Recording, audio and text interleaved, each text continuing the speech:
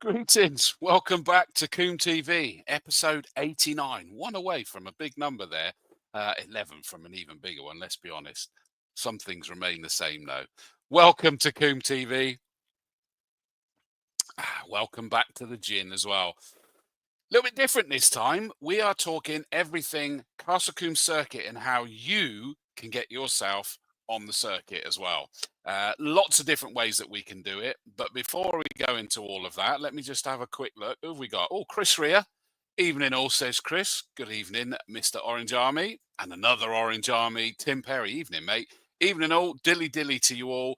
Not long now to the start of the season. You're not wrong. We're getting very close to the media day, don't forget, first of all, and you can come along and catch up with everyone. A great opportunity to see people. So don't forget the media day at Castle Combe. Evening, John Green. Just put a like as well. Hope you're well, mate. Ben Hayward. Evening, says Ben. Evening, mate. Hope you're well, buddy. We're going to bring out a man that is kind of in control of what I'm allowed to do now. No, I'm only joking. He's just chuckled at that one. We're changing the format ever so slightly. I'm going to bring out the commercial manager for Castle Combe Circuit, and we're going to discuss not just different ways to get on track, but what this sort of slightly tweaked. It's not going to be a big tweak, but there's going to be a bit some additional content that we're going to be looking at here as well. So let's bring him out. Max Simmons.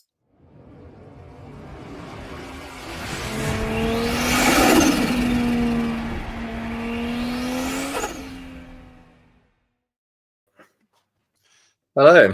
Hello, mate. How you doing? Very good, thank you. Good to be back. It is. I know. It feels like ages. I've done it's been a little while. stints, but it still feels like a while. I guess you don't really sort of slow down, though. I guess you get a little bit of a break in December. No, it's always the way that we, when we're in the busy event period, we kind of feel like, oh, we'll get to November and it'll really quieten down and we'll have plenty of time. And then it kind of gets to it, and there's so much to do to get everything ready for the next season, and there's a lot of work to be done around the circuit, and just preparing everything that actually this time flies by. So it's never quite as quiet as you like to think, but no, I mean it's good to be sort of back with the circuit, up and running. We've had a few experience days, we've had a few track days now, so it's good to hear some engines going around the circuit again. Yeah, and I mean it's been busy off season, hasn't it? Up at Quarry Corner, for example. Yeah, it's been a massive project that the team have been working on. It's basically ripping out all of the catch fencing that surrounded that corner, which if you've been to a race day or an action day or even a track day there, you'll know that area of the catch fencing takes quite a beating. It is, as everyone likes to say, probably the most crashed corner around. So it was overdue, but it was definitely a very big project to rip all of that out and put in all new catch fencing. You say catch fencing, but wasn't it actually the barrier? Yes, so it's the whole thing, because the catch fencing's okay, isn't it, above that? But it's the whole bit, all the barriers and the posts behind them and all of that sort of stuff, isn't it, that take, like you say, one hell of a beating. And that's all been completely redone, and fair play. I mean, they had to do that work in some awful blooming weather. It was snowing at times, and there was torrential rain and gale force winds, and whenever I went up there, it was looking like a bog. So fair play to them, because it definitely wasn't a job that anyone was envying. No, and that's that. Fair shout to the circuit for doing it, and for the team that actually did the work as well. How's the ash dieback issue with the trees going? It's it's in progress. A lot of them have been removed now, but there's still more to do. And with kind of everything that we're doing at the circuit at the moment, it's a case of it's being done in stages, as and when we can allocate the investment to do so. Steve Weston, the facilities manager, has been kind of leading the charge on that, and he's also done a really good job of getting us in government funding to plant new trees as well, to not only replace the ones that have gone, but just to add new new areas of greenery to the circuit, which is that's all gone in, so that's gonna start to look really nice. Yeah, it's one of those awkward ones, isn't it? I know Brands Hatch just announced this over the last week that they're having to do a big job on removing trees with the Mm. ash dieback, and I think they're kind of doing the same thing as well as replacing the ones that are gone. They're trying to look at other areas they could put some, and Yeah. it's just a way of trying to put a positive spin on what's a very unfortunate situation. Yeah, I mean it's tricky because you think, oh, we need to get rid of a few trees. It's all that's easy. We'll get out there with a chainsaw and cut them down. But actually, it's a really big project of work, and it costs to do all of it tens of thousands of pounds. So it's another one of those things that has to be done, but can also kind of go under the radar a little bit when when you turn up to the circuit. You don't necessarily maybe even notice that it's happened. But yeah, all of these kind of big projects are going on in the background. Yeah, because I think because obviously ash dieback is a disease in the trees, as I understand it, it means that you can't just lop them off and leave the trunk there. It has to sort of come out altogether. The whole thing pretty much has to be cleared out, yeah. Yeah, And a lot of them are big trees, so it's not a small job to do even one. no, exactly right. Um, I've already touched on it. Is that delighted that Visual PR Productions, we're teaming up with you guys as a partner. We already were to some extent, but it's kind Yeah, of to the next level. Our name will appear around the circuit and things like that as well now. But it's really shaking up Combe TV that came about with my good friends Tom Davis and Sam Preston during the pandemic to sort of keep everyone together and basically just not being allowed to end it. But yeah. we're really trying to now make sure that we're getting all of the information. It became, and it still will be, Racing Club, but we're now doing a lot more about the circuit as well and everything that's going on at the circuit as a whole.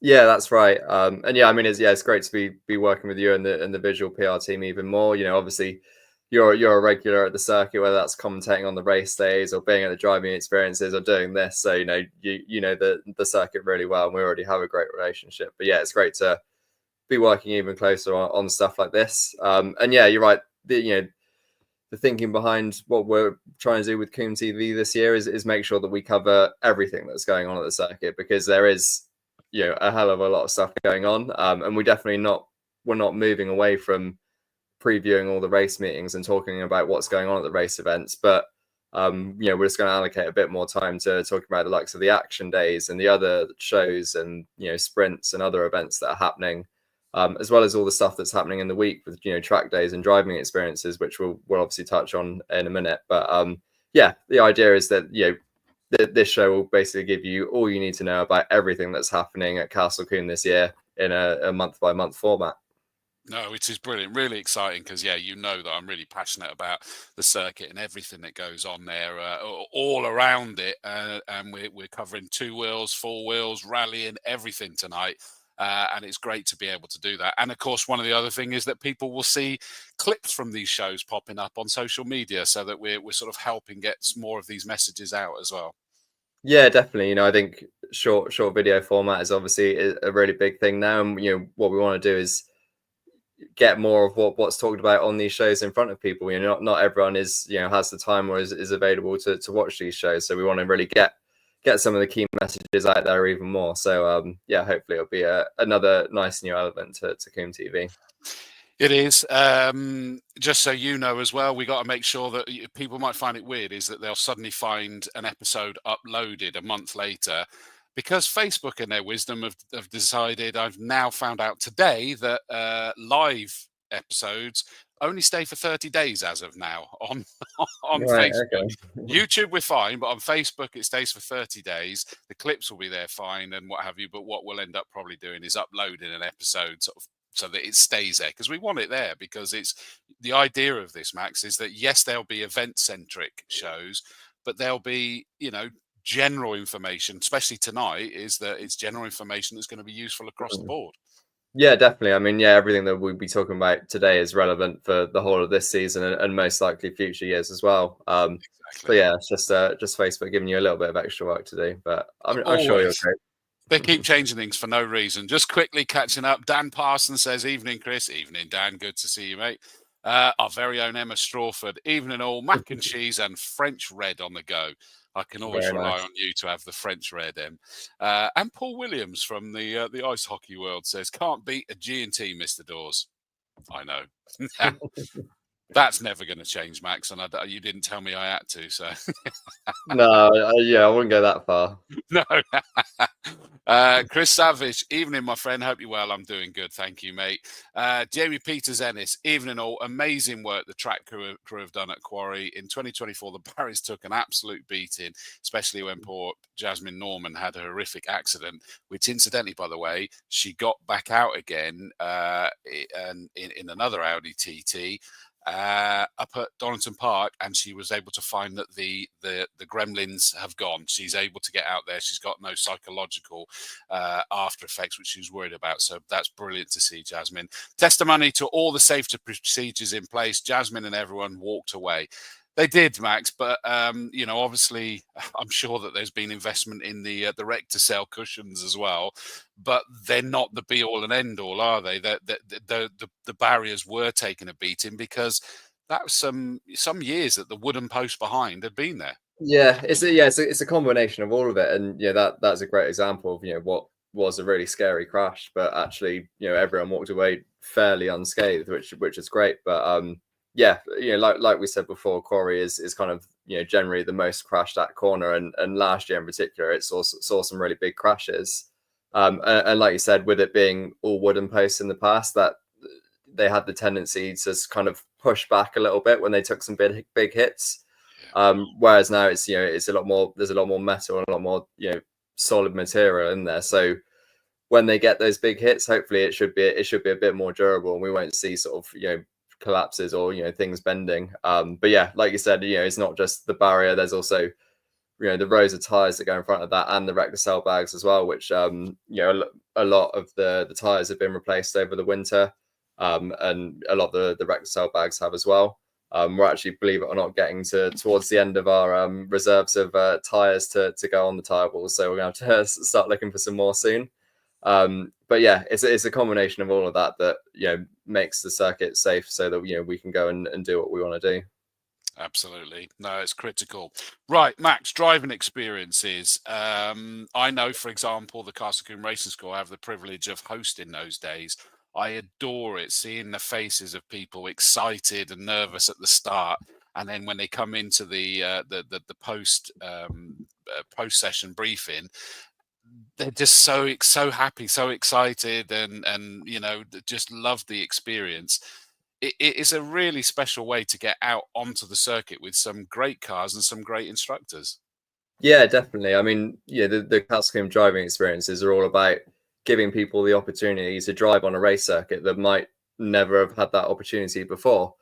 So we run a number of experience days throughout the year, as you know, and we have a range of different cars available for Fiestas, Lotus Elise, single-seater Formula Fords.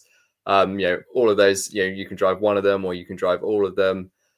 You have instructors there to, not just teach you how to drive the cars, but also how to drive on a racetrack as well, which is, as much as you can, some people might drive quite fast on the road. It's definitely a different discipline driving on the track.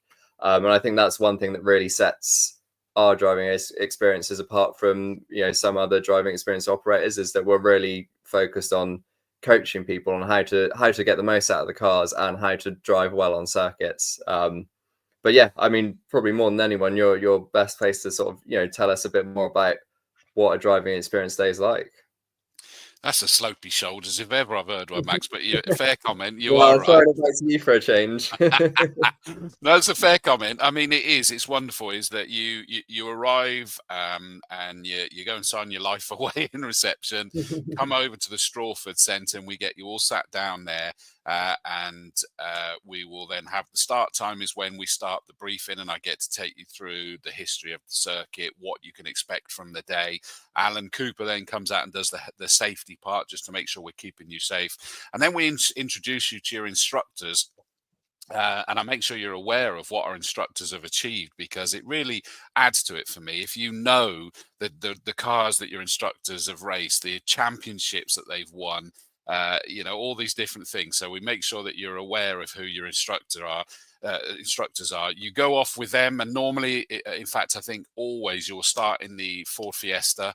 You go out in the passenger seat just to sort of learn the circuit and what the different coloured cones mean, the braking points, the turning points, the apex points, just to help you get the racing lines, because this isn't just go out and have, go nuts. This is learning the racing lines.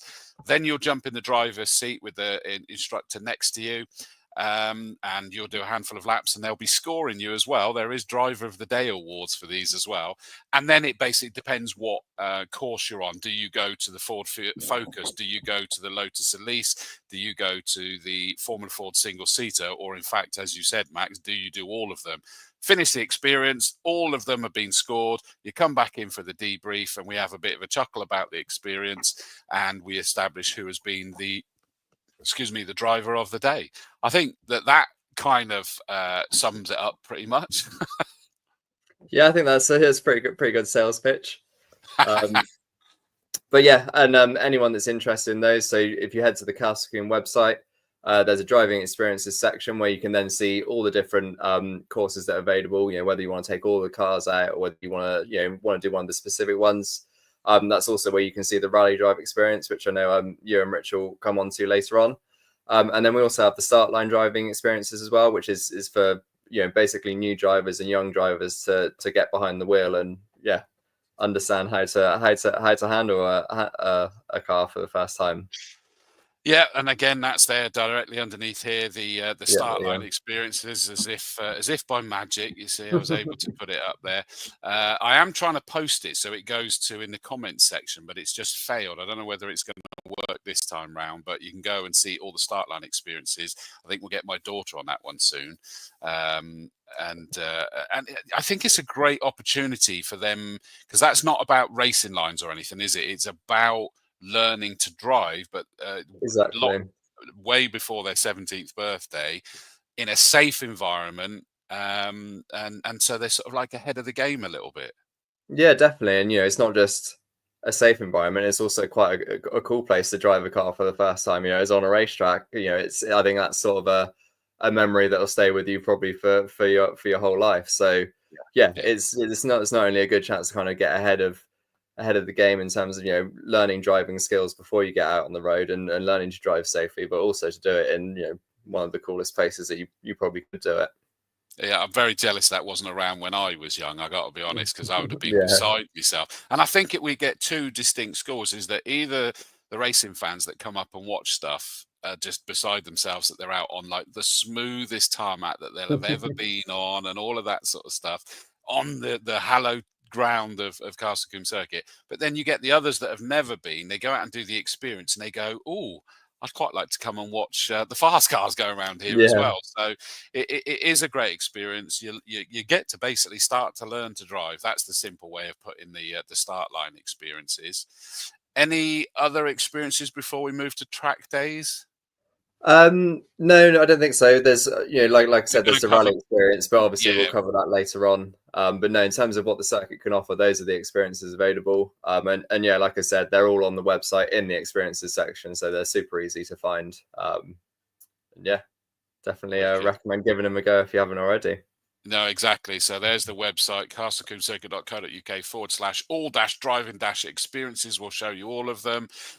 Or you've got the all start line experiences as well. I have managed to post, I think, that link in the chat, so you can click it and find out what the options are there for you to get on the circuit. Not just to get on the circuit, but learn the racing lines, get some racecraft in you. Interestingly, we do sometimes get drivers in championships that are there on the coming weekend that have never raced at Castle Combe before. So you occasionally get some little interlopers in there. Okay, cool. So that's the four-wheel on-circuit driving experiences. But also, we have track days. Now, what are these? Yeah, so I think, some people might not realise actually how accessible circuit track days are to them at Castle Combe.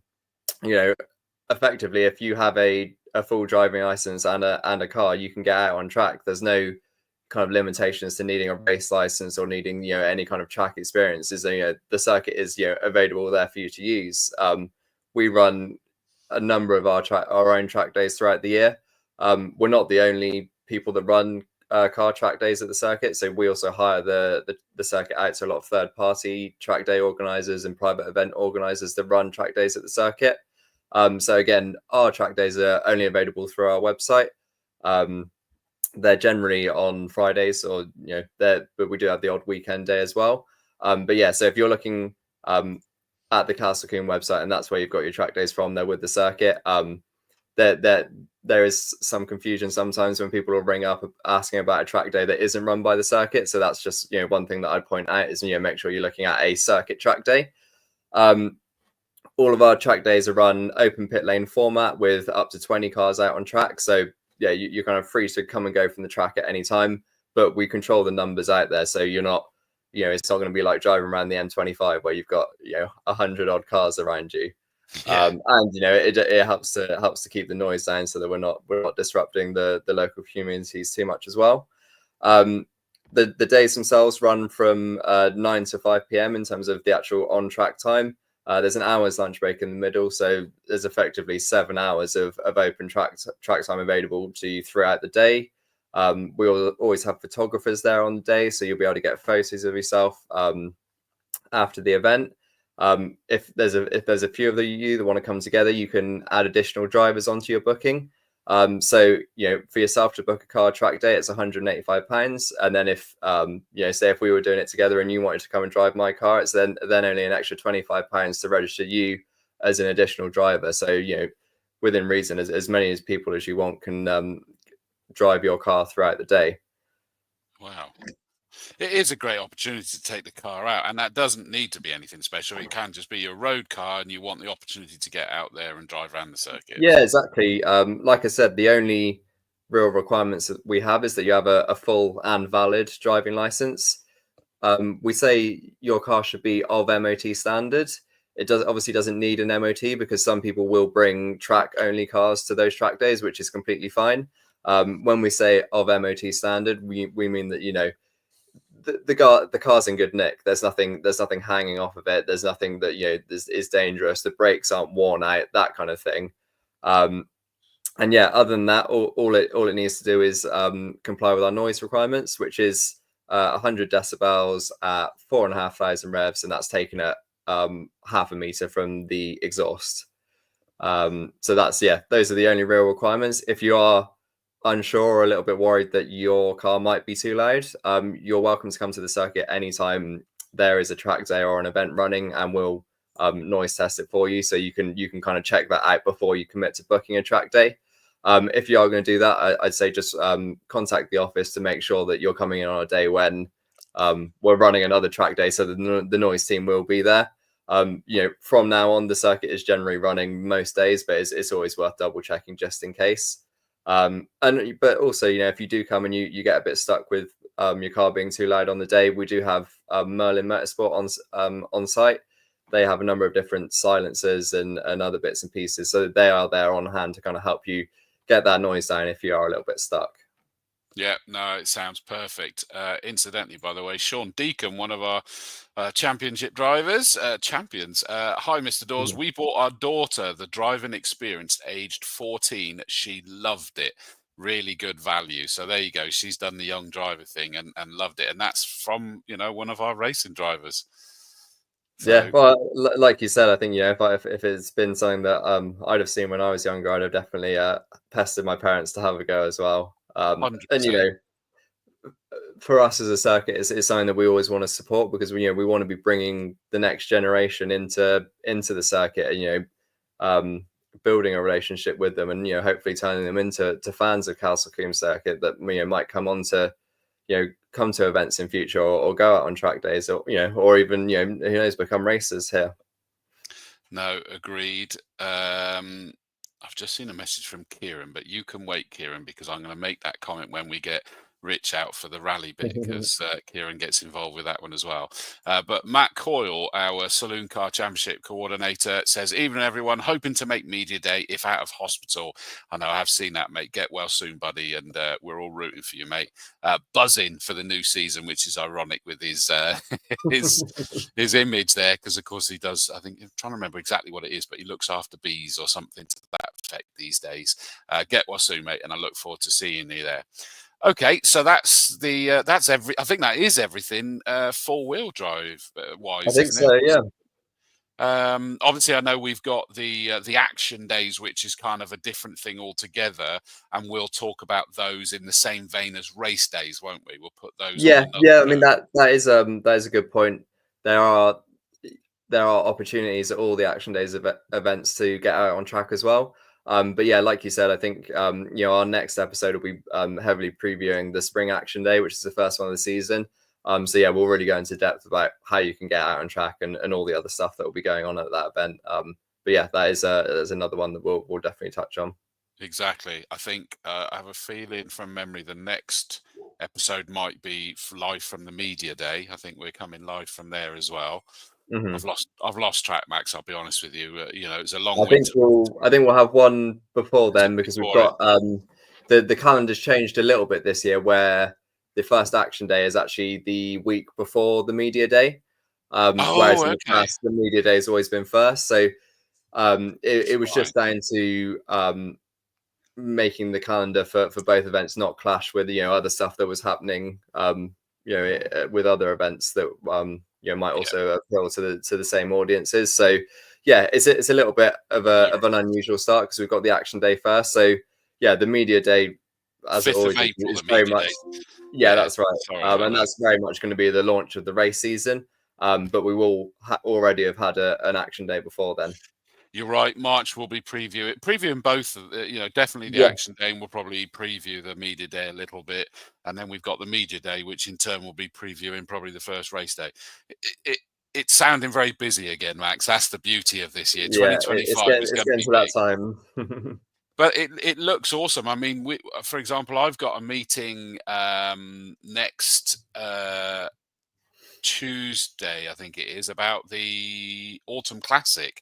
And that's, of course, not until later in the year. But there's so much goes on those kind of events, is that we're having group meetings to make sure that we're doing all the right things for the event. Yeah, that's like I was saying earlier, is kind of since November, well, since October really, we've been starting to plan those events, and that that's still, like I say, very much going on at the minute. The kind of the final event of this season is going to be the stage rally at the end of November. And yeah, this week we've been looking at what extra we can add in terms of off-track entertainment to that event. So yeah, it's kind of a long way out that we're planning for these things, and that's what keeps us busy over the winter period. And that's why the events are so good, mate. I do enjoy them. I know that people can assume that I'm biased, but I'm not just blindly biased. Is that I get to do so many different events around the country that I genuinely love the caliber of the events. Chris Rea also says plus free instruction on the Combe days. Very good point. Is that the track days? Yeah, so yeah, track days, all the car track days and bike track days, which I know you'll come on to in a minute. So that is another big benefit of coming in and doing a track day with us, is that we have skilled and qualified instructors that will give you one-on-one instruction completely free of charge. So there's once you've paid for your track day place for the day, there's no additional or hidden costs. We're there to kind of, or the team are there to help you have the best day possible and to improve your skills as well. See, now I'm wishing I had something different to see a Tekka crossover. It's not sure quite. I'm not. Any car's welcome out on track, so Yeah. maybe give it a go sometime. I'm not sure the current Mrs. Dawes will be delighted with that one, but we'll see. Justin Holloway says, evening, mate. Good to hear from you. I think that for now, mate, that wraps up your section on this. Is there anything else that I haven't asked you? No, I don't think so. That was everything that we wanted to cover, and yeah, like I said, we'll be back to talk about the action day soon. You racing this year again, because obviously you were twice in a row the King of Combe. I am. I don't know whether I'll be doing the Motorbike National at Combe yet. I'd love to, but it largely comes down to budget, and also kind of time as well. There's a lot, again, of sort of kind of like off-track activities that we're looking at adding to that event. So I kind of have to balance me being able to organize that with also being able to race. So yeah, I definitely love to, but we'll have to wait and see on that. Fair comment, mate. Fair comment. Well, listen, Max, thank you so much for joining us. I know you're running off now because you're busy. Don't forget, let the recording upload first. But But thank you for this, and you and I will speak to get the date in for the March one to preview Spring Action Day. Sounds like a plan. Well, I'll see you soon. Fabulous. So as Max is about to disappear, don't go just yet, is that next up, we're going two wheels. We're going to get the Radstock rocket out. It's going to be Rob Jones.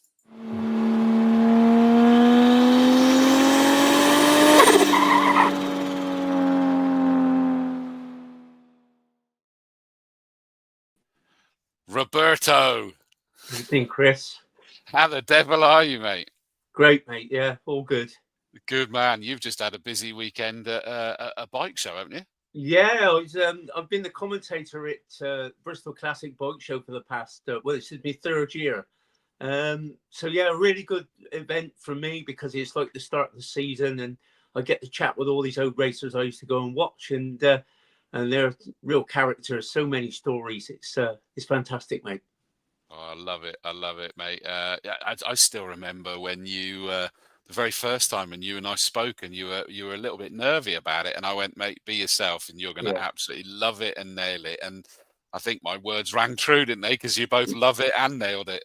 Yeah, to be honest, mate, the bit I like about commentating is actually doing the interviews. I love interviewing people, and it's just great because, you know, I'm an ex-racer and love bikes all my life, and it's so easy to sort of communicate with these people, isn't it? You know what I mean? You're in the same sort of position with what you do with the cars, mate. You know. Absolutely. Yeah, the personalities are just wonderful. Our very own Emma Strawford says, "Evening, Ladstock." Yeah. Evening, Emma.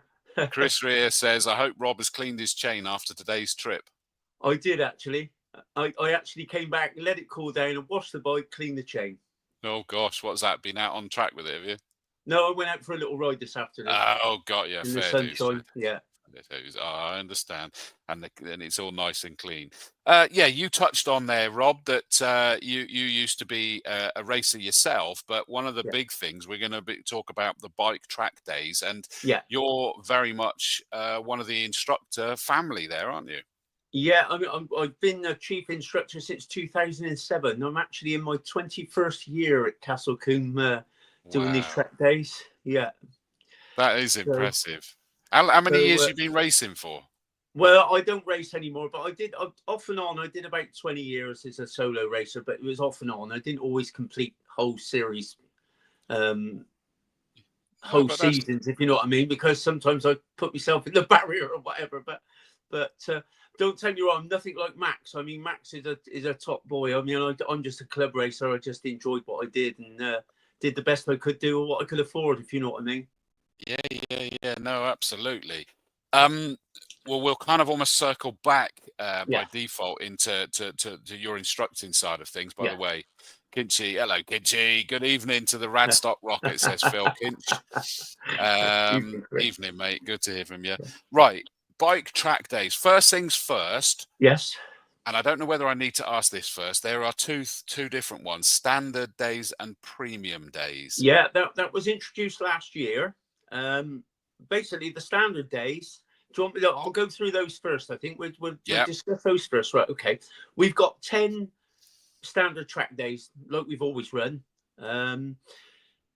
They are very geared towards new to track people. We get a lot of return business. We have 6 groups.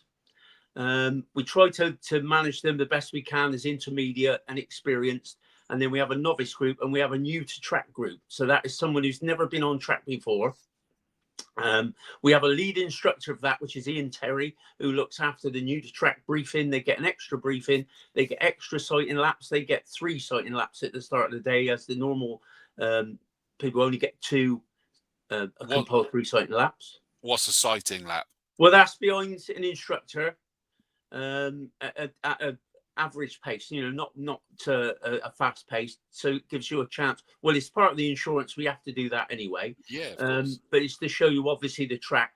And, of course, the marshals are waving a yellow flag when they're on their sighting laps, which shows them where the marshals' points are.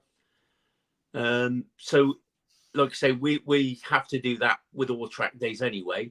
And then as we move into the sessions, our normal track days, we lead those for 1 warm-up lap. So an instructor will lead the group out. You do one lap as he comes across the start and finish. You wave the group on, and that's the session starts. The reason we do that is many years ago, or over the years, we used to find that people used to bin it coming out of the S's, because the first time you go on the left-hand side of the tyre, so you really need to concentrate and get some heat into the tyre. So that's why we do the sighting laps, and it's proved to be quite successful. So I do love that. I mean, what do you find for these track days then? Is it people that are looking to start racing, or is it just people that want to have the opportunity to take their bike, their probably road bike, and take it on a circuit, fully leaned, all of that kind of stuff? It's a bit of both, actually, Chris. We get a few racers turn up.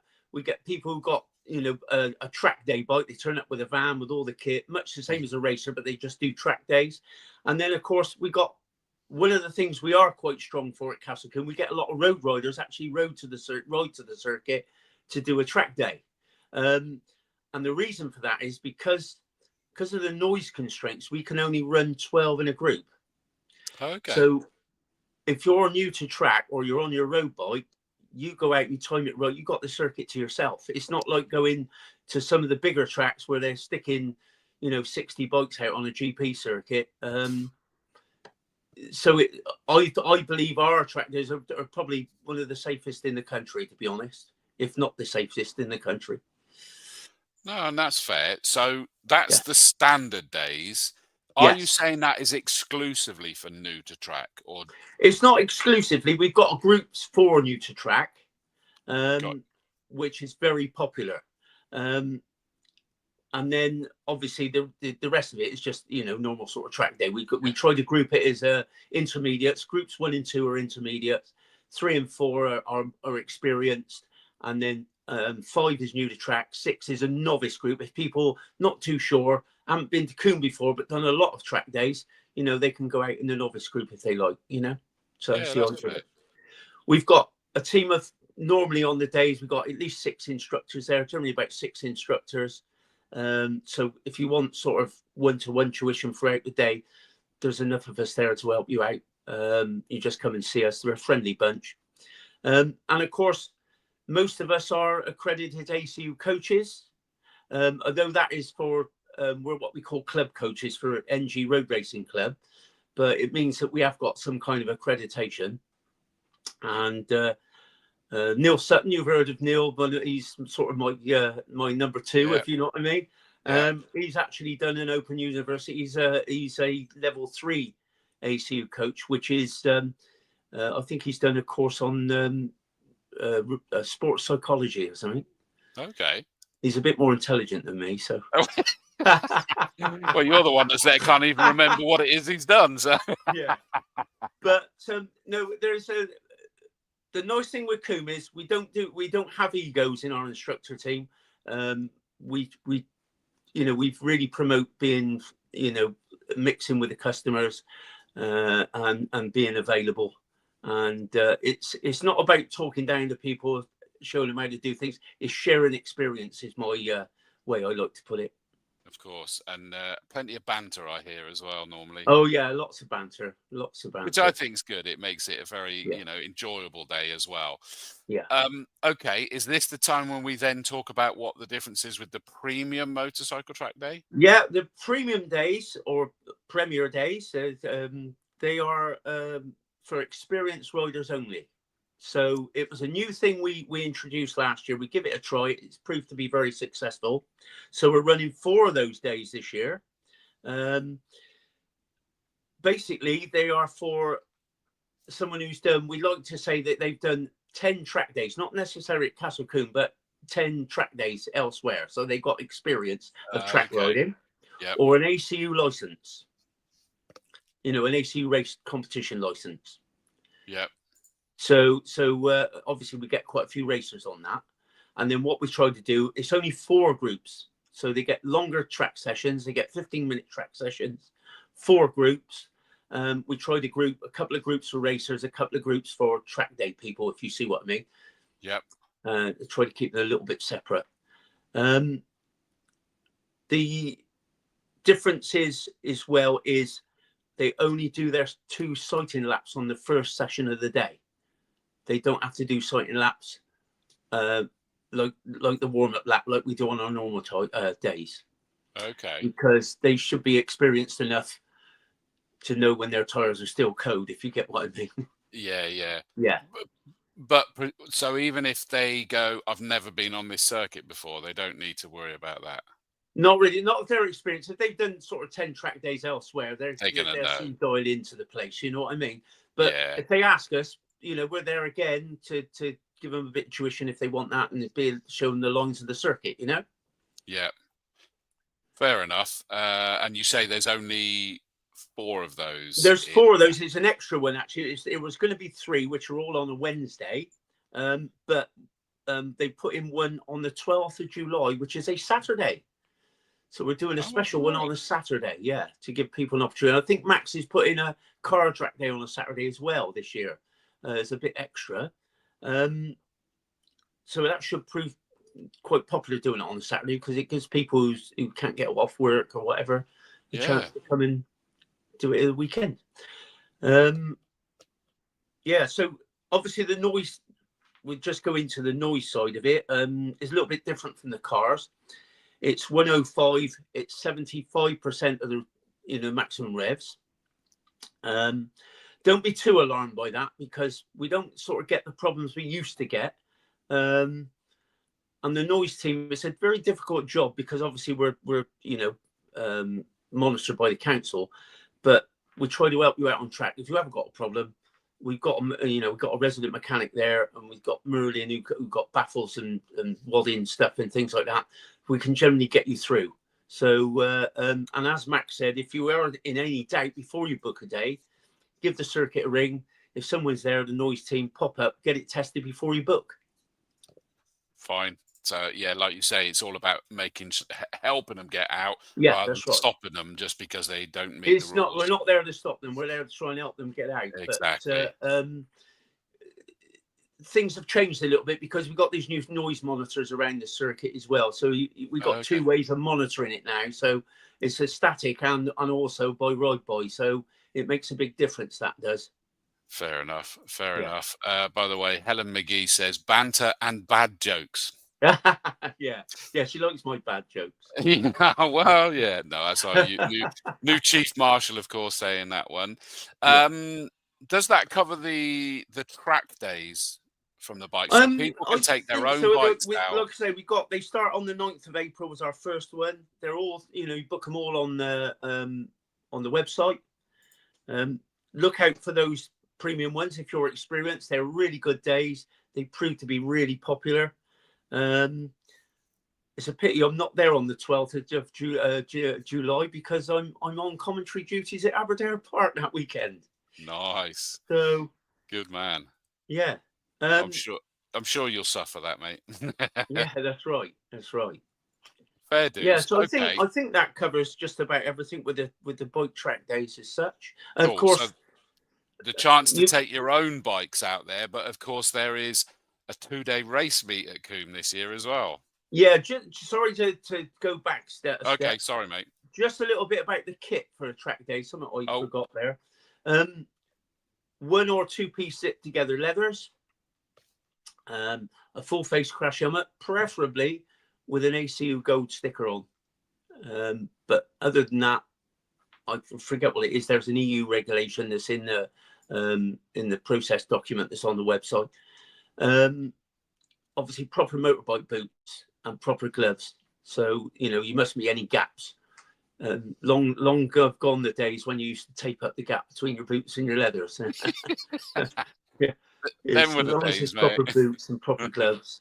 Yeah. Yeah, no, fair dues. Good point. Yeah. Thank you. And again, I know I was sharing the bike track days and the premium bike track days links, and I've posted the normal bike one in the chat. That gives you information like that as well. So if you're not sure, it does. Yeah, it's all on there.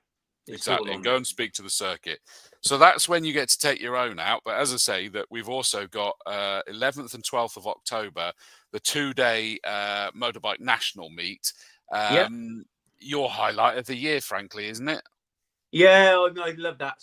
I generally do the number 3, so I do the interviews on that one. So I really enjoy that. It's great.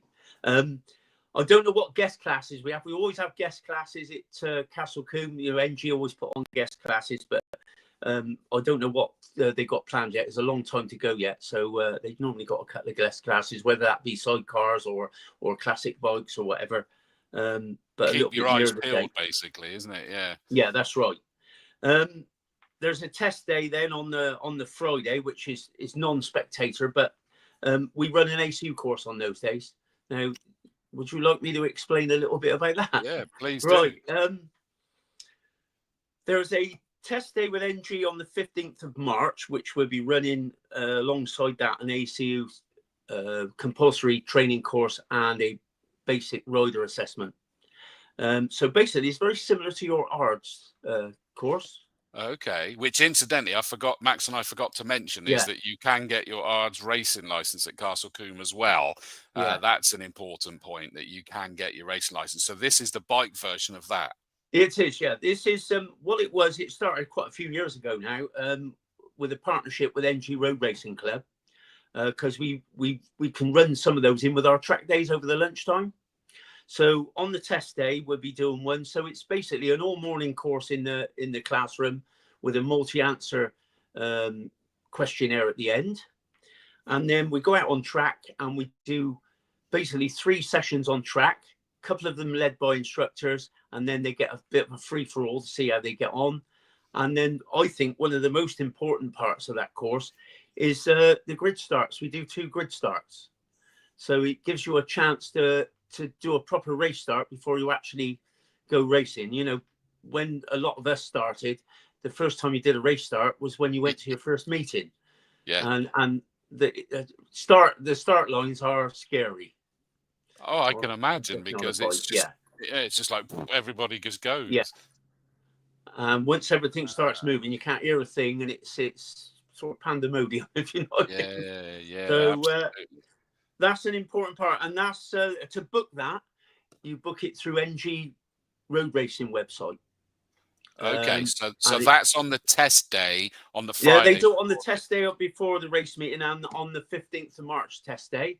Oh, okay. We're also planning, I think Jeremy is planning to do one sometime in July in one of our track days, I believe. Cool. So we'll probably do a couple as well throughout the year. It can, over the lunchtime of our track days. Fair play. So you can take your bike out, you can get your racing license, you can watch racing. Right. It really is all there. I don't know what your level of knowledge or involvement is on this, but there's also tends to be quite a lot going on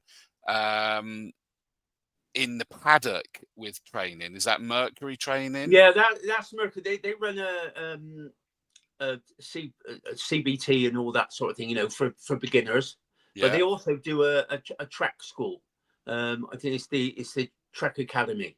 Okay. But I'm afraid I'm not so involved with that. So all their information, they are on the website, Mercury Motorcycle Training, and also they got their own website, which it's all explained on. I think it's 3 groups, like a novice, a sort of an intermediate, and experienced type thing. But it's more coaching based, if you know what I mean. Yeah, absolutely. They always seem busy now, and it's a great additional provision, so that's cool. I mean, it's great. I mean, to wrap this bit up, Rob, is that thank you so much for coming on, because it really brings to life that there is absolutely loads going on. Even if some people make the mistake of thinking, oh, there's not much for bikes because there's one race meet. Sometimes that's 2, sometimes that's 1. There is loads going on all the time there, isn't there? Yeah, it is. And like I say, our track days, because of the small groups, I would say there's the safest track days in the country, to be honest. And we've made tweaks to it over the last couple of years, where it used to be a basic, quite a short 10-minute session for the normal track days, but we've now got that up to somewhere around about 14 minutes now, providing everyone behaves herself and we don't have too many stoppages. We get up to about sort of 14 minutes. So, I think we're on a par with most other track days now. Brilliant. I love it, mate. It's so good. What did I get? Is Emma Strawford says, Ladstock doing a great job with promoting the track days. Boss lady, very proud. Yeah. Exactly. Yeah, of course, Emma does all the signing on and the bookings. So very important job that she has in the mornings. Absolutely. We do have a comment here from Iron Mike. Hey, what time is Rich on? Rich is just in the green room at the moment. He's about to come on any minute, so just you wait. Before we move on, I'm going to do another one. My dad's messaged in as well, actually, and he says, what a delight to see my son Chris performing once again for Castle Combe. And on the eve, although it's actually the eve because it's on Saturday, of my mum and dad's 50th wedding anniversary. Oh, congratulations. Yeah. Yeah, absolutely, guys. Yeah. Massive congratulations. Big deal. It's a wonderful year. Is that Dad had a big birthday the other week as well, 70th birthday. We all went away the other month. It was in January. 50th wedding anniversary on Saturday. Massive congratulations, Mum and Dad. Love you to pieces. Well done, son. You're a real credit to us. Thank you very much. I appreciate that. So I had to indulge myself for a minute then and my family. So, and I knew you wouldn't mind, Rob. No, that's fine. No, why not? Could Rob, I just mention the media day? Oh, yes. We're getting bikes there like we did last year. I'm going to get as many instructors as I can there. So if anyone is interested about the track days with bikes as well, just come along. It's free to come in. Yep. I've got some vintage bikes coming. Oh, wow. From my vintage club I'm a member of, Bath Classic Club. I think they're bringing some bikes, and I'm going to try and get a couple of our regular customers to join us, so people can talk to them and see what Well, we should be running Combe TV live from that day, so make sure you and whoever else comes over and speaks to us live on that one as well, mate. I'm not sure where we'll be set. We're normally in the garage of the Strawford Centre, but we'll wait and see. That is wicked to hear. Rob, well, Max is keen to start promoting the bike stuff in with the car stuff. 100%. If you know what I mean. It's a good opportunity to get. The only thing, presumably, they won't be able to do is go out on track, though, this time. No, that's a pity. But yeah, it's not quite safe to mix the 2 and 4 wheels together, is it? No. Funnily enough. Yeah. Well, listen, mate, thank you so much for joining us. Thank you for all of that information. Keep your eyes peeled for everything bike related. You've had the links of where you can take your own out there. If you want to get your race license, you can get that as well. And then keep your eyes peeled for what's going to be really racing in October. Before I bring out our next guests, and Rob, don't forget, when I do put you down to the back, wait there so it all uploads. But Kieran Simmons says, amazing congratulations to my mum and dad. Bless you, Kieran. And I am going to bring his message up now because, and I'm pretty sure it was him because he did the other one via YouTube, because it leads us on to our next guest, which is going to turn to rallying now. And Kieran says, evening, bring on 2025. Just got to remember what to do. 5 years is a long time out. Kieran, you're right. You've been gone way too long. Boy band, as I call him.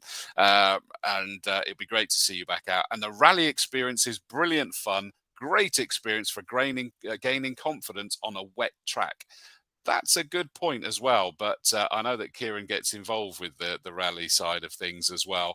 But it does lead us nicely into that one. So, Rob, I'm going to bid you a farewell and put you back.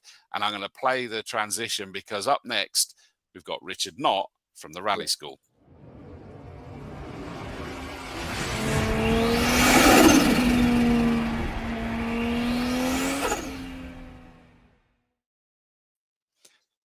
Evening, Rich. Good evening, Chris, and happy anniversary to your mum and dad. Congratulations to them. Bless you. Thank you. I'm hoping he's still watching because I was sat on that message for quite a while, but it wasn't the right time. But bless you. Thank you. They're definitely celebrating hard this year, which is as well they should. Rich, thank you for being patient, mate. I do appreciate it. Your first time coming on Combe TV, so welcome to the studio. Thank you. You and I speak quite a bit when we're at like the action days, and you take people out for the hot laps and what have you in years gone by. But as most of our conversation is about what you guys do over the other side of the circuit with the rally school or the rally experiences. First things first, let's understand your background with rallying, your passion for rallying? Yeah, so I was very lucky. I started competing in rallying age 16. And that was co-driving for Colin, my dad. Colin still works at the rally school. He's our chief instructor, so he'll be watching, no doubt, tuned in. So I co-drove for Dad, for Colin, and we actually won back in, let's get the year right, 1994. We won the West Midlands Rally Championship, which was a regional championship.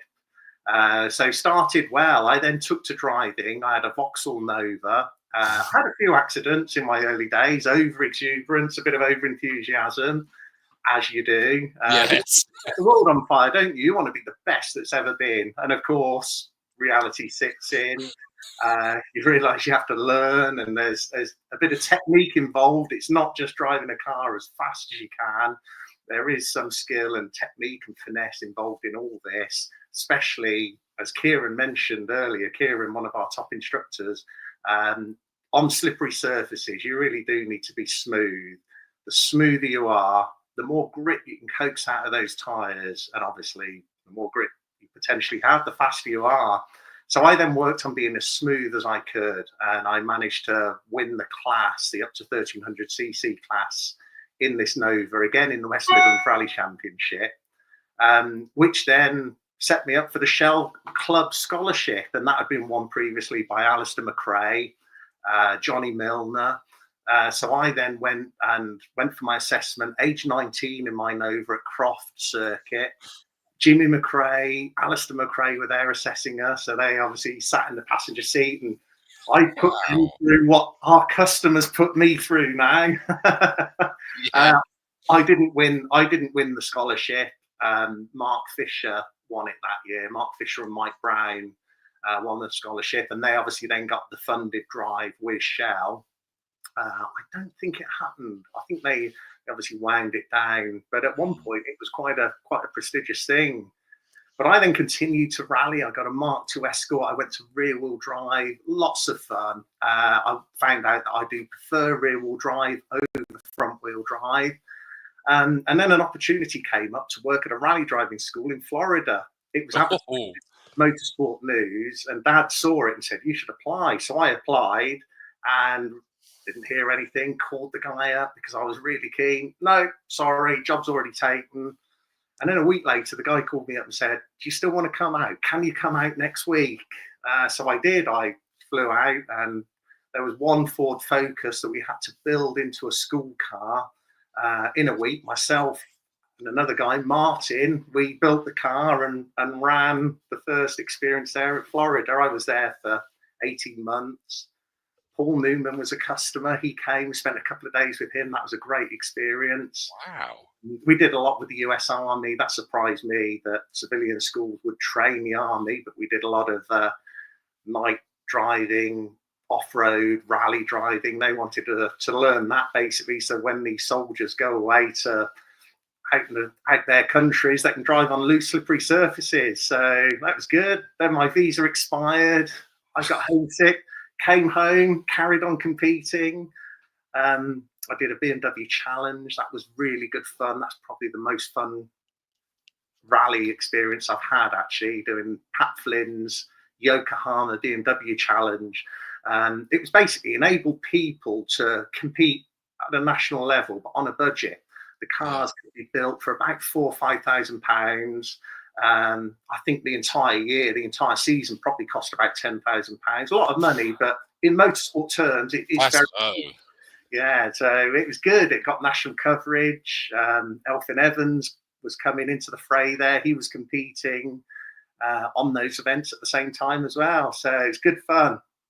Oh, wow. I mean, that is, I'll be honest and say, is that the amount of times we've chatted, even I didn't know half of that because we probably never quite got onto that. And yeah, I just think it's important to sort of see that, is to see the caliber of what you and your dad in particular bring to the table up there.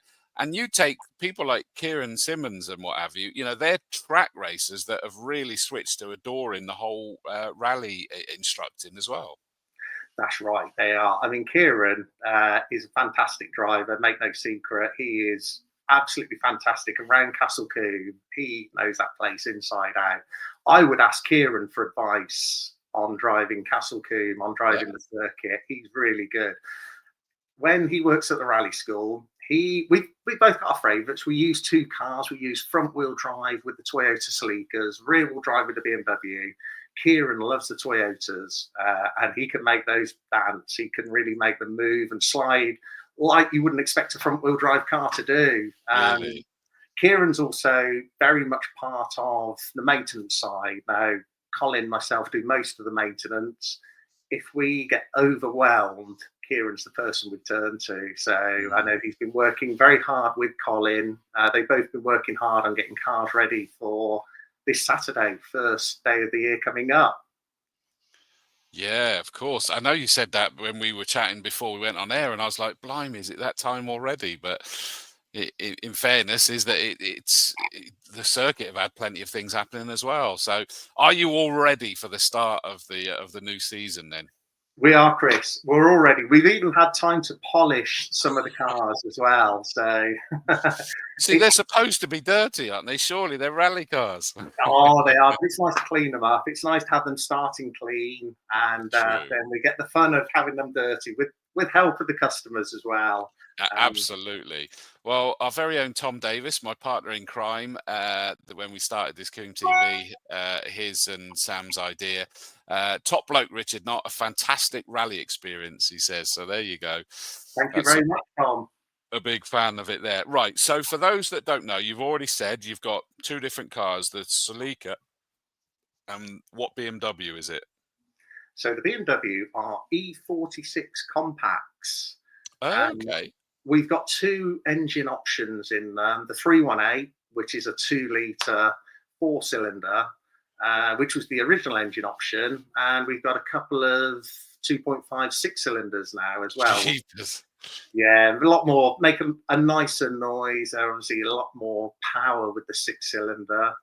Not necessarily on a wet day, not necessarily any quicker on circuit because you struggle to put that power down sometimes. But they're certainly great fun. They sound the part.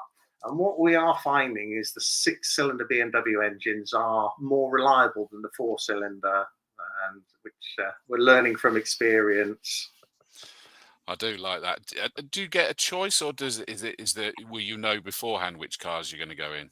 So the customers drive both. They'll drive both the Celica and the BMW. Wow. Either a 4 or 6-cylinder. It depends what we're using on the day. But yes, they'll certainly drive both cars. 5 laps in the Celica, 5 laps in the BMW as well. And the last lap they do in both cars is timed. So both times are added together to find the winner. In the event of a tie break, we do assess them. We do fill out a car control, give them a car control score, write some comments, and that's used in the event of a tiebreaker on time. But then, of course, the fastest person, whoever they are, they're the winner. They get to take away the prize of unspeakable value, and obviously wear the cap for being the top driver. Absolutely. I know for the on-circuit bit, when we do the driver of the day, we get that where it says driver of the day on the back. It's there's a lot of pride to go into that. Oh, absolutely. I wish I had one myself, actually. I know, me too. I agree. Explain to me the circuit then, because it's along Farm Straight, behind Farm Straight, which is between Quarry and Old Paddock, isn't it? And the field back there. And it's a fully designed rally course, I guess. Stage, yeah, that's right, absolutely. And it has been used as a rally stage as well. In fact, just recently, Bath Motor Club used it on their Targa rally. We've used it on rally day for doing charity rides. We've had some celebrity drivers. I remember Graham Middleton turned up all of a sudden with his Formula 2 Hyundai and did some laps there as well. It's really good fun. The surface is a mixture of concrete, mud, gravel. So it's very realistic, but more open. So customers are able to make mistakes and get away with it. They're not paying the penalty as they would in the forest. of ending up in a tree. It's open enough. There's still bushes and hedges, and it, you know, still feels like a rally stage, but it's open and fairly forgiving, whilst being quite realistic, quite slippery. You get the car moving around as well. So it's very good fun. It's probably one of Castle Combe's best kept secrets. I'd agree. I mean, it's a weird one for me. I haven't done it, and I don't really know why. I think it's because I'm always so blooming busy anyway. If it's not at Combe, at any other circuit commentating or whatever. But the only time I've done it, and Dad will probably remember this, is that Dad and I used to go to the British Grand Prix every year between sort of '92 onwards, Mansellmania years onwards, and we camped this one year, and sort of. It'll be buildings now, but by the campsite was a rally school, and they were doing passenger rides. And so he paid for me to go in the passenger of this thing, and they were teaching me the pendulum and all of this stuff. And I remember getting out, probably feeling travel sick, to be honest with you, but going, oh my God, that was just incredible. It's a whole different set of skills, isn't it? But what does a customer get to experience? Do they start by going in the passenger seat to be taught what to do, then in the driver with you in the passenger? Yeah, they do, Chris. So they'll arrive, sign on. Doreen is normally there signing them on, and we start with a briefing. So we'll introduce ourselves, the instructors looking after them. We're very proud of the instructors we have. We're very lucky to have them all. They all come from a motorsport background, rallying, drifting, and they're just, not only are they fantastic drivers, but they're really nice people as well, which is important. You can get some great drivers that just aren't people. So we're very lucky. We've got some lovely people. And priority is, well, one, safety, but also looking after the customer, giving people the best experience they can. So we'll start with a briefing, and we'll give them a bit of technique, and then they're in the passenger seat, and we give them a low-speed demo. During that low-speed demo, we'll explain the lines, braking points, turning in points, what gear to be in. We'll do that at a fairly low speed so it doesn't overwhelm people. Get them in the driver's seat, make sure they're comfortable. Seat position's important, obviously. Helmets are done up, seat belts are done up. And we'll explain to them that they can then go faster than we did in the demo, but using those techniques, and then build up from there. Increase the speed. Anything they need to work on, whether they need to be a bit smoother, whether they can brake a bit later, brake a bit earlier, harder on the power, smoother on the power. And of course, that depends on the car they're driving. The BMW, you can use the power on the hairpins to slide the car a little bit. The best way to do that is halfway around the bend. Start to apply a bit of power so that you're moving the car around. You're getting a little bit of an oversteer situation. Some say that rally drivers are the original drifters. Yes. We're obviously perhaps not that extreme. You want a bit of a slide, but obviously too much, easy to overdo, and you've got to think of the stopwatch running all the time. So whilst you want to put on a bit of a show, you don't want to overdo that slide as well. And we'll explain, if they do spin, what to do, clutch in, brake, don't worry, regain yourself, and into first gear, and off we go again. And it's all trial and error, basically. I'm sold on it. I'll be honest with you. I mean, Emma Strawford has said, I need to come back and do the course again if Rich's nerves can hack it. Definitely. Yeah, we'd love to see you back. And Em came and she did it. It's quite a few years ago now. In fact, I remember we had a red E36 coupe was the BMW at the time. So it's probably going back 7-8 years ago. Emma came. So we'd love to see you back, Emma. And she's putting peer pressure on me saying, do it, Dawesy. I need to get up there. And I'll be honest and say, listen to that. Sounds good. Especially as I think that there's a lot of people can have their minds put at ease. And you've said about the fact that it's steady passenger lap. I'm a real wuss when it comes to passengers. I get lots of opportunities and I tend to turn them down because 2 reasons. 1, motion sickness. 2, anxiety is that I'm not the one in control. But it's like going, no, that's fine. It is a low speed, teaching you what we've got to do. And then we get to start ramping that up, applying what you've taught us. That's right, absolutely.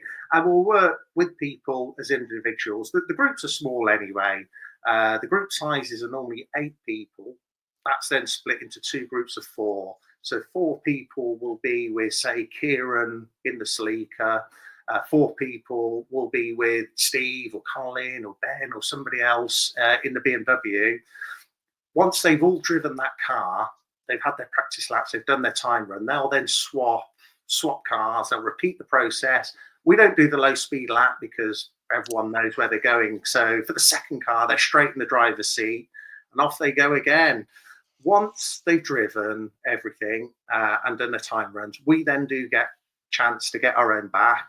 So part of the perks of the job. So we'll do a demo lap as well, so we can go and have some fun.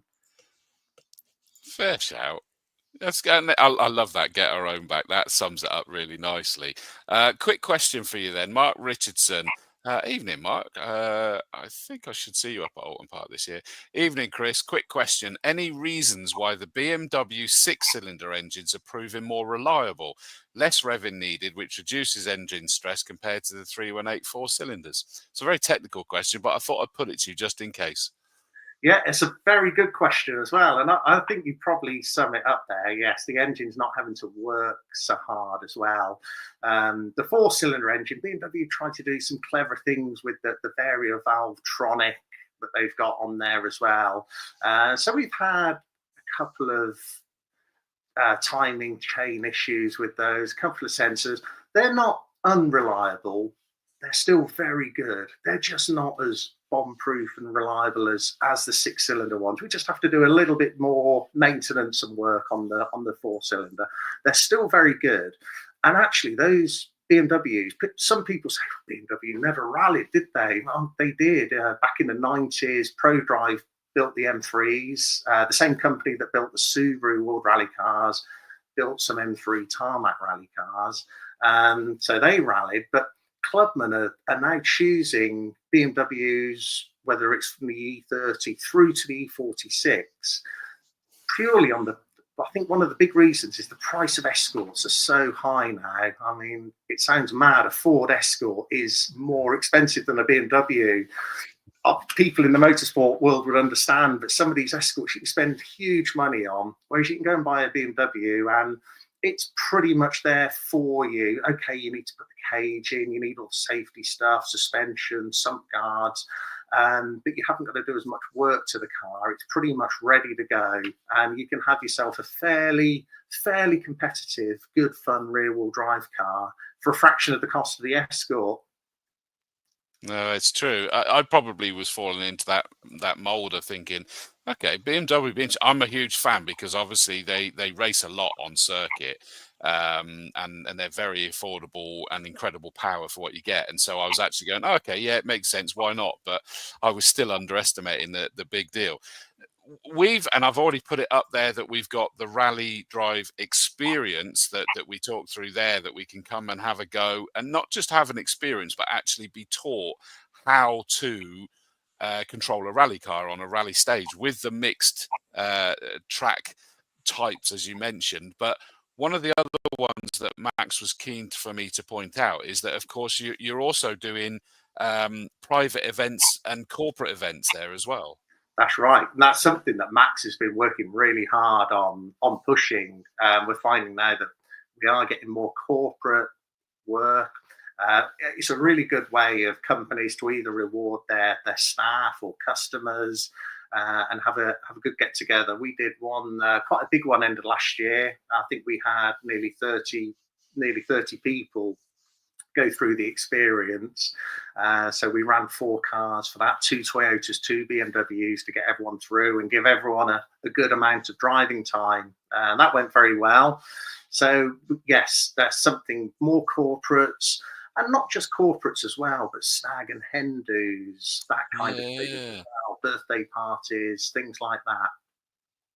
Yeah, hence I think that's where we sum it up: private events, not just corporate events, but private events, and that can be whatever your group happens to be. And presumably that means literally it will be just them with you guys in the circuit and the cars. Absolutely, that's right. You'll have exclusive use of us. It's always nice, I think, to turn up on an experience day. Sometimes you make friends, don't you? You meet new Yeah. people, but equally, it's nice to know that it's just you. You know who's there. You know who you get on with, and you can go and have some fun with friends, co-workers, customers, that kind of thing. I love it. Do you ever find that people go from that experience and actually get into rallying? Do you know of any yet? We do. Yes, we do. One of them may well be watching now as well. We've old friend Tony, who got involved. He came as a customer to the rally school. He then started competing. He even, at one stage, set his own rally school up as well. So yes, we've had customers go from attending the rally school to getting involved. We're there to help take them on to the next step if need be as well. Advice is always free. We're always happy to help point people in the right direction and get involved. And it depends what your budget is. The next step for some people could be, I'd love to go rallying. I can't afford to. I can't afford the cost of a competition car. It's getting ever more expensive now, isn't it, to compete in motorsport? It's never been known for being a cheap thing to do, but it's more expensive than ever. But luckily, there's cheaper versions of rallying like autocross, Targa Rally. So you can do that on a budget. Autocross you can do in your own standard car, and you don't need a competition license. You just need a club membership card. It's normally on an airfield or a car park. It's coned, and it's against the clock. So effectively, you're trying to drive as quickly as you can. It's all sort of second and third gear. It's not as high speed as rally is, but it gets you on that trail, if you like. It's a big stepping stone in the right direction. I agree 100%. And I wouldn't have agreed with you this time last year because I totally underestimated it. But where I hosted the motorsport arena at the British Motor Show at Farnborough, is that they put on, one of the clubs put on the auto test, and I got to have a go in it, and it feels incredibly quick. It might not be, and like you say, it's the low gears, but because it's tight and it's twisty, and like you say, it's in of the rallying ilk, is that it felt lightning quick. It felt incredible, but you knew that you were never in any great danger. And I got stupidly competitive because you normally have got a big display with the time on it, and you don't just cross the line with that, do you? You actually have to stop in the box. That's right. You look at the clock and you go, I know where I can make some time up. Yeah, absolutely. That's right. And it's very easy. Sometimes as you get more confidence, you start to push a little bit harder. And actually, sometimes if you slow it down just a little bit, you go quicker, you can carry just a bit too much speed in, run wide, and there's half a second lost, and they all add up, don't they? All those half a seconds. Massively, which I think, like you say, is a great sort of stepping stone, or even just for your mind to go, do I like it? Yes, I do. Then maybe go again, and you maybe start going a little bit higher, but you now know that, yes, I want to, yes, I will enjoy it. Question for you then. We've obviously had Max on at the beginning, talking four wheels, and we know we've got the ARDS licenses that can be got at Castle Combe for that. Rob Jones was on, and we had the ACU, so that you've got the bike racing license. What do you need to be able to go rallying? So years ago, and when I first applied for my license, you just applied with the MSA and you would get a National B rally license. Now, for quite a few years now, you need to pass your BARS test, which is British Association of Rally Schools. And we are not BARS registered ourselves. We could be.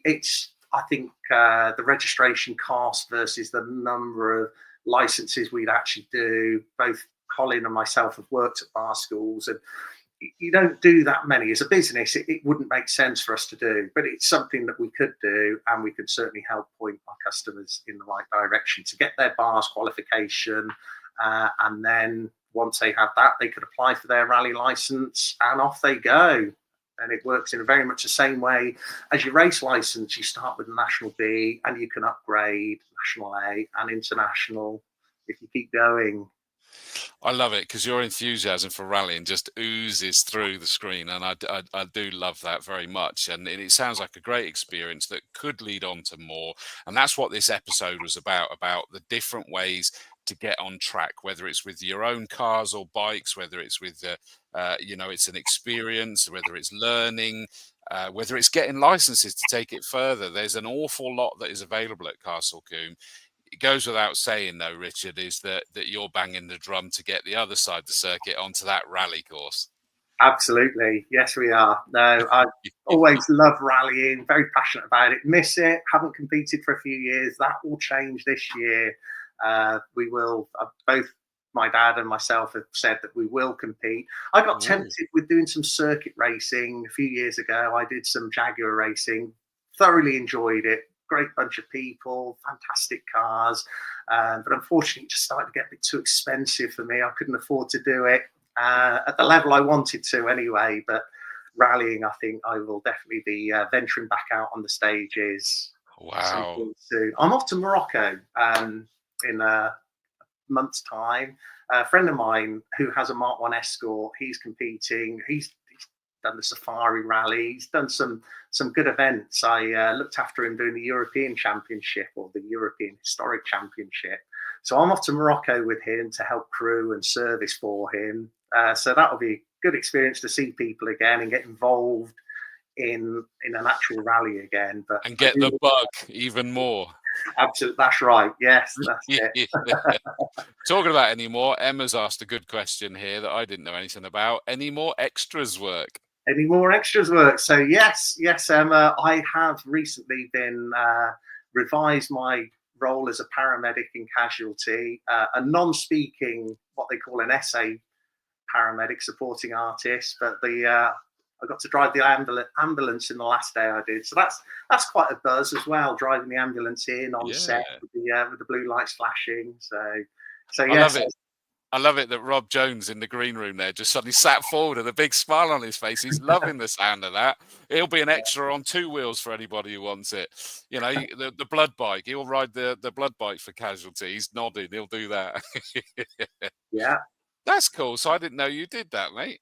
Yeah, so that fits in. Being self-employed, obviously with the rally school, doing the car launch event work, the TV extra work fits in well with that. If there's a day or two that you haven't filled in the week, then the agency might offer you a day, and it can be anything. It can be anything from just walking past, being a guard in Merlin when that was being filmed. Doctor Who. There's quite a bit filmed in this area in the southwest, South Wales. The BBC have studios in Cardiff, and I often notice that the film locations, the trucks, use Castle Combe, both the circuit and the village as film locations as well.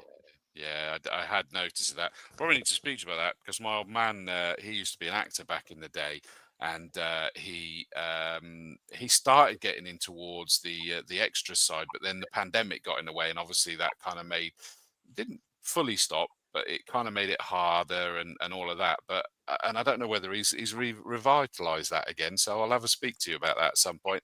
Listen, Richard, you and I, as always, I love catching up with you as well. Whenever we're at the circuits, we could carry on talking forever, but I'm going to force myself to stop now. Thank you so much for joining us. Kieran Simmons says Richard is multi-talented. I'm good at everything. Good about that. What's the saying? Jack of all trades, master of none. I think. No way. I'm not having it. Listen, thank you very much to Max Simmons. Obviously, he came on at the beginning and we talked about everything 4 wheels. Thanks to Rob Jones for coming on. I can see he's still down there. Thank you, Rob, for joining us and talking about the 2 wheels. Rich, thank you, mate, for coming on and talking about everything rallying. If that hasn't whet your appetite, everybody, I don't know what will. Get yourself trackside. There's so many ways you can do it with your own vehicles, with experienced vehicles, and you can even get your license and actually get yourself racing yourself. I'm just checking the messages. Right, Kieran Simmons corrected himself as he said it was Rich is multi-talented and good at everything, not I'm good at everything. Tim Perry, one of our marshals, says, great to hear from you, Richard. Wonderful to hear your chat about rallying. Chris Mason, Medic Mason, hello, mate. Joshy says, hey, everyone. Hi, Joshy. Good to Hi, see Joshy. good to see you there. Rich Knott, Rob Jones, Max Simmons, myself, Chris Dawes. Thank you, everybody, for watching. Great to catch up with you. Get yourself down to Castle Combe Circuit. It's well worth it. Cheers, all.